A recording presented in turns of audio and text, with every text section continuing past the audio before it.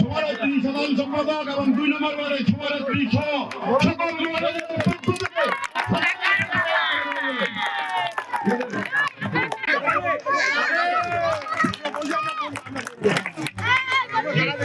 সম্মানিত উপস্থিতি, আমরা মূল পর্বে চলে এসেছি।